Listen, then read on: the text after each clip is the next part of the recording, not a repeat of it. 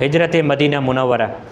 अब मैं बड़ा शार्ट करके इस हिजरत को आपके सामने रखता हूँ। बड़ा अजीब नज़ारा है, और मैं ये तो नहीं बता सकता कि हर सहाबी ने हिजरत करते वक्त क्या क्या तकलीफ़ें बर्दाश्त की, क्या क्या मुसीबतें झेलीं, सब की डिटेल तो नहीं है, लेकिन 3 मिसालें ऐसे पेश करता हूँ जिन मिसालों से आप समझ जाएंगे कि दूसरों के साथ क्या हाल हुआ होगा जब इतने बड़े लोगों के साथ यह हाल हो सकता है।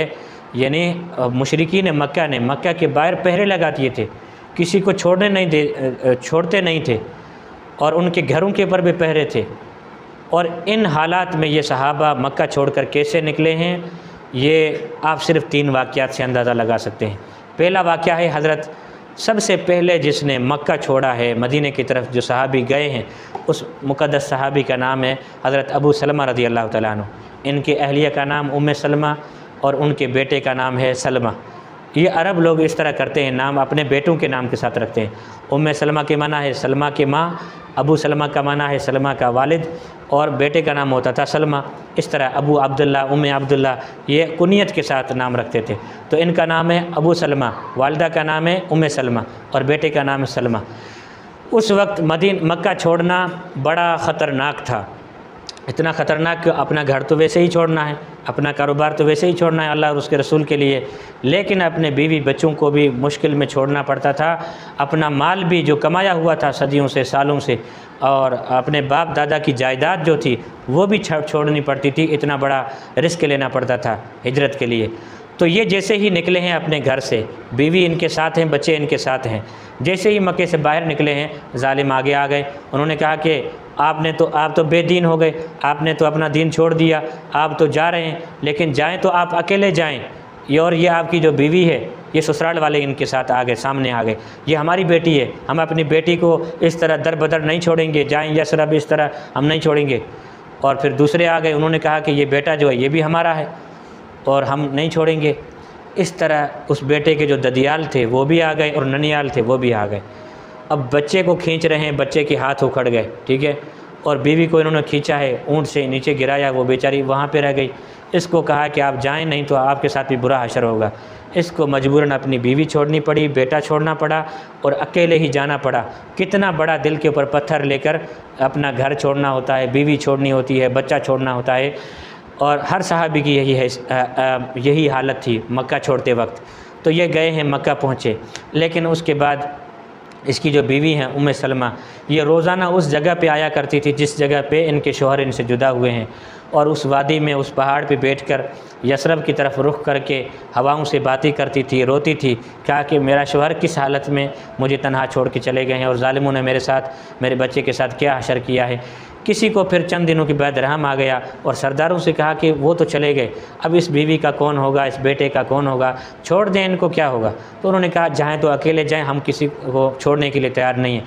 इस औरत की हिम्मत देखें, 450 या 450 किलोमीटर का सफ़र करके और वहाँ पे पहुँची हैं। तनाईम एक जगह है, वहाँ पे मक्के के सरदार ने उसको देख लिया, इस बच्चे को और इस बीवी को देख लिया, इस औरत को देख लिया। उसको रहम आ गया, कहा कि मैं छोड़ के आता हूँ आपको।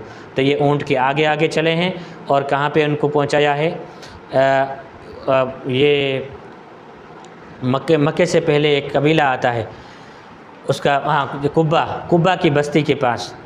कुब्बा के जब मीनार नज़र आए या घर नज़र आए तो कहा कि ये आपके शौहर इस बस्ती में हैं। तो उस औरत ने कहा कि आप वापस चले जाएं, मैं चले जाऊंगी अंदर। तो इस तरह इन्होंने हिजरत की है, एक ख़ानदान ने हिजरत की है। अब दूसरा ख़ानदान देखें, अबू जहल के भाई हैं हज़रत अय्याश रज़ी अल्लाह तआला अन्हु, वो भी मुसलमान हैं। इनकी वालिदा एक हैं, बाप अलग है। तो ये हिजरत करके बाहर निकले हैं और ये हिजरत करके कहाँ पे पहुँचे हैं, मदीना के बहुत करीब पहुँच गए। तो अबू जहल उसके साथ 1-2 बंदे ये लेने के लिए आए हैं, किसको, हज़रत अय्याश को। जब हज़रत अय्याश के पास पहुँचे हैं और कहा कि आप ऐसे ही निकल गए, अम्मी से इजाज़त नहीं ली, अम्मी ने कसम उठाई है कि जब तक अय्याश को नहीं देखूंगी तब तक मैं न सर में तेल डालूंगी, न घर के अंदर बैठूंगी, साए में नहीं बैठूंगी, धूप में बैठूंगी, न खाऊंगी न पीऊंगी। यानी अपनी माँ के बारे में इसको गैरत दिलाई है कि आपने अपनी माँ को छोड़ के इस तरह चले आए हैं, तो आप सिर्फ अपना चेहरा दिखाएं फिर वापस चले आएँ। तो हज़रत अय्याश को अपनी माँ की बड़ी याद आई और माँ के ऊपर बड़ा तरस आया और कहा कि कोई मसला नहीं है, मुसलमान तो हूँ, इस्लाम तो नहीं छोड़ रहा हूँ, अपनी माँ को देकर वापस आता हूँ। तो ये जैसे ही वहाँ से निकलने वाले थे तो हज़रत उमर पहले पहुँचे हुए थे मदीने। तो हज़रत उमर ने कहा कि ये तुझे धोखा दे रहे हैं, आपको मार देंगे या कैद कर देंगे, आप न जाएं इनके साथ। अयाश ने कहा कोई मसला नहीं है। हज़रत उमर ने कहा कि फिर भी मेरी बात नहीं मानते हो तो ये मेरी ऊँटनी है, बड़ी तेज़ रफ्तार है, जहाँ पर भी आप ख़तरा समझो तो वहीं से आप वापस निकल के आना। तो हज़रत उमर ने इनको ऊँटनी दी है। तो ये निकले हैं इस ऊँटनी पर।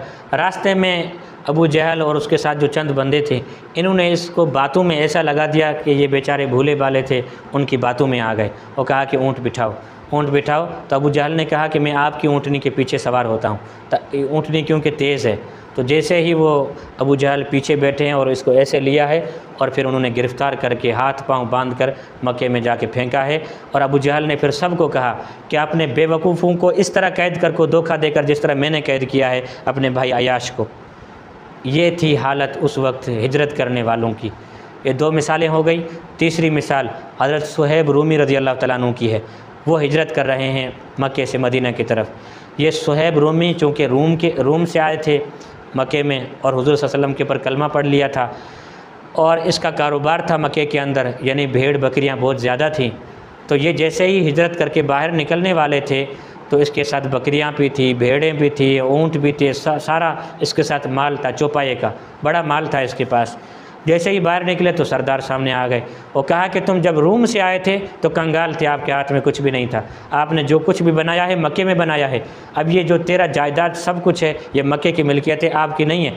अगर जाना है तो ये सारा सामान छोड़ के जाना पड़ेगा, नहीं तो फिर हम आपको जाने नहीं देंगे। तो उन्होंने हिजरत करनी थी अल्लाह के रसूल के हुक्म के मुताबिक, उन्होंने अपने इस्लाम को सीने से लगाना था। तो हज़रत सुहैब ने कहा कि चलो ठीक है, अगर आप ये सारा माल लेकर मुझे छोड़ने के लिए तैयार हो तो ये सारा माल ले लो और मैं अकेला चला जाऊंगा।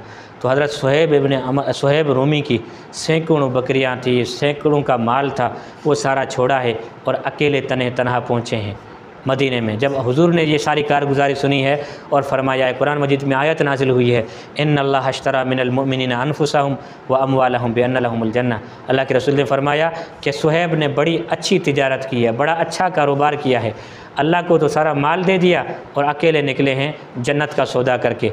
तो ये तीन कहानियाँ मैंने आपको इसलिए बताएं, मुख्तलिफ़ जिहत की थी। हर सहाबी की आप कहानी उठाओगे जिसने हिजरत की है मक्के से मदीने की तरफ, उनके साथ यही हशर हुआ। किसी को बीवी बच्चे छोड़ने पड़े, किसी को अपना माल छोड़ना पड़ा और किसी को कैद होकर वापस आना पड़ा। इस तरह हिजरत हुई है सहाबा की मक्के से मदीने की तरफ।